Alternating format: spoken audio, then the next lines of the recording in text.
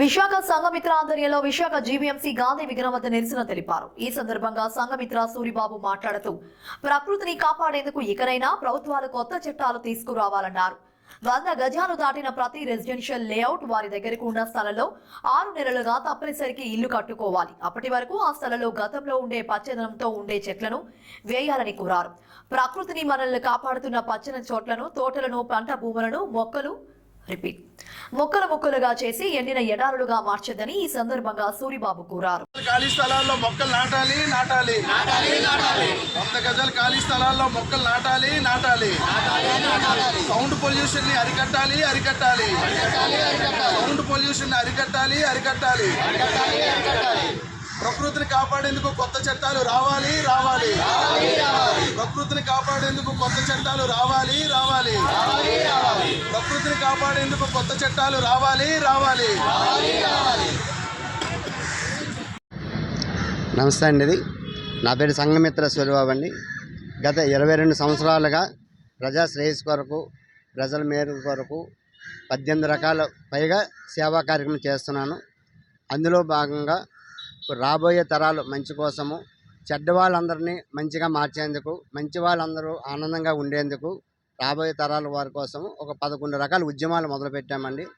ఆ ఉద్యమాల తాలూకంటే మొదటిది భూగర్భ జలాలు పెరిగేందుకు ఇంకుడు గుంతల గురించి అని పెట్టామండి. ఇంకుడు గుంతలు భూగర్భ జలాలు పెరగాలని. అలాగే రెండవది ఏంటి, మానవ మృగాల్ని చంపాలని చెప్పేసి అంటున్నారు. ఈ చంపితే దానివల్ల ఎంతమందిని చంపకెళ్ళిపోతాం, వాళ్ళలో పరివర్తన తీసుకొస్తే వాళ్ళు సమాజానికి మంచిగా మార్చడానికని పెంచాం అనుకున్నామండి.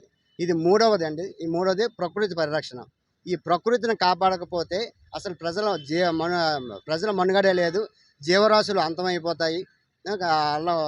రాబోయే తరాలకి ఇబ్బందిగా అక్కడ ఉంటుంది అది. అందుకని ప్రకృతి పరిరక్షణ గురించి ఏమంచి ఈ ఉద్యమం మొదలుపెట్టామండి.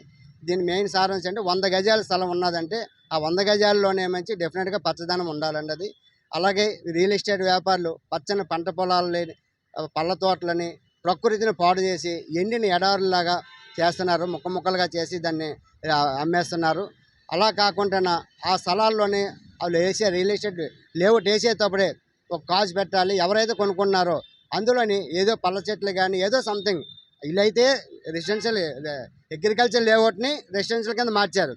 ఆ రెసిడెన్షియల్ లేఅవుట్ అన్నప్పుడు 6 నెలల లోపల ఇల్లు కట్టుకోవాలి. ఒకవేళ ఇల్లు కట్టుకోకపోతే దాంట్లో పచ్చదనంతో ఉంచేటట్టు చేయాలన్నది. ఒకవేళ చేయని పక్షంలోని అక్కడ వేకెంట్ ట్యాక్స్ 10 రెట్లు ఫైన్ వేస్తే ఆటోమేటిక్గా వాళ్ళలోని పరివర్తన వస్తుంది. అలాగే ఈ రియల్ ఎస్టేట్ వాళ్ళకి చెప్పాలి అది. ఒకవేళ వాళ్ళు చేయడానికి అవ్వలేదు అనుకోండి, ఆ దగ్గరలో ఉన్న యువ రైతులకి ఆ స్థలాలను వాళ్ళకి ఇస్తే వాళ్ళు ఏంటంటే ఆటోమేటిక్గా ఏదో పూల మొక్కలు లేదంటే కాయగూరలు ఇలా చిన్నవన్నీ వేసుకొని తాత్కాలిక అగ్రిమెంట్ తీసుకొని వాళ్ళకి జీవనోపాధి ఉంటుంది. ఇటు ప్రకృతి కాపాడినట్టు ఉంటుంది. ఆ స్థలం యజమానికి ఇబ్బంది ఉండదు. అంటే అన్ని విధాలుగా ఉపయోగపడుతుందండి అది. ఇలాగేంటంటే ఈ స్థలాల గురించి మనం ఇలాగ రాబోయే కొత్త చట్టాలు తీసుకురావాలని అనుకున్న ప్రభుత్వాన్ని. ఇలా ఖాళీగా స్థలాలు ఎక్కడ ఉండకూడదు, ప్రకృతిని కాపాడాలని. ఈ రోజులు ఎండలు ఎక్కువ, ప్రకృతి లేకపోతే ఎండలు పెరిగితే కరెంటు బిల్లులు పెరిగితే, అంటే ఒకదానికి ఒకటి లింక్ ఉంటుంది ప్రకృతికిని మన సమాజానికిని. ఇవన్నీ కలిసి మారాలని మేము ఆకాంక్షలు పెట్టామండి. అలాగే పొగ పొల్యూషన్, దానికి ఏంటంటే మొత్తం కంపెనీలు ఎన్నో వ్యర్థాలతో పొల్యూషన్ వదులుతున్నది, దాన్ని కంట్రోల్ చేయాలి. అలాగే ఏంటంటే భూగర్భ జలాలు ఏంటంటే లోతుకి తవ్వేస్తున్నారు బోర్లు వేసి. ఇన్నాళ్ళు ఏంటంటే దాని పర్మిషన్ ఉండేది, ఇప్పుడు విచ్చలవిడిగా తవ్వేయడం వల్ల లోతుకి వెళ్ళిపోతుంటే పక్కన ఉన్న బోర్లు కూడా పాడైపోతున్నాయి. మొత్తం ఉప్పు నీరుతో కలుషితం అయిపోతుందండి అది. అలాగే డీజే సౌండ్లు పబ్లిక్లోని ఎక్కడ నడుస్తుండేటువంటి ఫంక్షన్ నాట్లోని హెవీగా డీజే సౌండ్లు పెట్టి అవతల గుండె హార్ట్ ఉన్న వాళ్ళు ప్రాబ్లమ్స్ ఇబ్బంది పడుతున్నారు. వాళ్ళ గురించి ఏంటంటే మొత్తం ఈ సౌండ్లు ఆపాలని వీళ్ళని కఠిన చర్యలు తీసుకోవాలని ప్రజలు కోరుకుంటున్నాం అన్నది. మరొక ఉద్యమంలో 4వ ఉద్యమంలో మేము ముందుకు కలుస్తున్నాం. ప్రజాపిత బ్రహ్మకుమారి ఈశ్వరి విశ్వవిద్యాలయం నుంచి బ్రహ్మకుమారి సోదరి రామేశ్వరి మాట్లాడుతున్నానండి. ఈరోజు 11 ఉద్యమాల్లో 3వ ఉద్యమంగా ప్రకృతి పర్యావరణ రక్షణ కోసం మన సంఘమిత్ర సోషల్ సర్వీసెస్ సూరిబాబు గారు సంకల్పం చేసినటువంటి ఉద్యమం చాలా ఉన్నతమైనది, అత్యున్నతమైనది. వారు చెప్పినట్లుగా ప్రభుత్వము అనేక రకాల పర్యావరణ రక్షణ కోసం, ప్రకృతి రక్షణ కోసం చేపడుతున్నారు. ప్రభుత్వం అంటే ఎవరో కాదు, ప్రజలే. కానీ ప్రజల్లో కూడా ఇంకా చైతన్యం, అవగాహన రావాలంటే ఈ వృక్షాలను ఎక్కువగా మనం వేస్ట్ ల్యాండ్స్లో ఎక్కువగా నాటడం జరగాలి.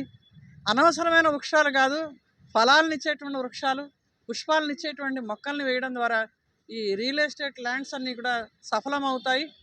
అదీ కాకుండా ఎవరైతే మనకు నిరుద్యోగ సమస్యతో ఉంటూ యువ రైతులుగా ఉండేటువంటి వారిని కూడా ప్రోత్సహించడానికి ఇది ఒక సదవకాశం, సువర్ణ అవకాశం.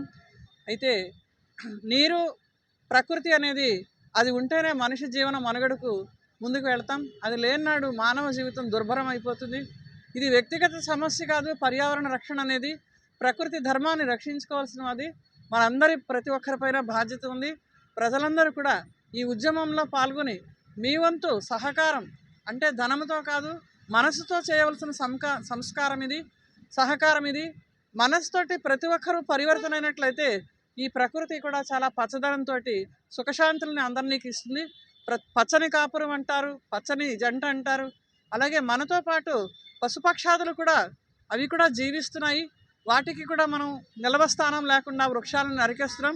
చిన్న చిన్న మొక్కలు నాటుతున్నాం కానీ పెద్ద పెద్ద వృక్షాలు పక్క నుంచి నరికేసుకుంటూ వెళుతున్నాం. దీనివల్ల ప్రయోజనం ఏముంది? ఇది కూడా ఒక తెలివి తక్కువతనమే.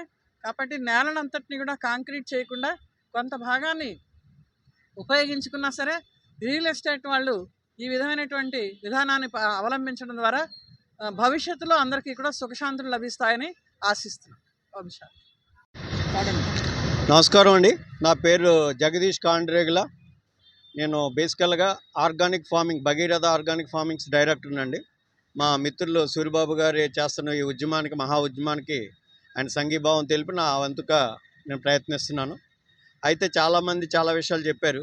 అయితే ఇక ప్రజలకు తెలియని ఒక భయంకర విషయం మీకు చెప్పాలనే ఉద్దేశంతో నేను మాట్లాడడం జరుగుతుంది.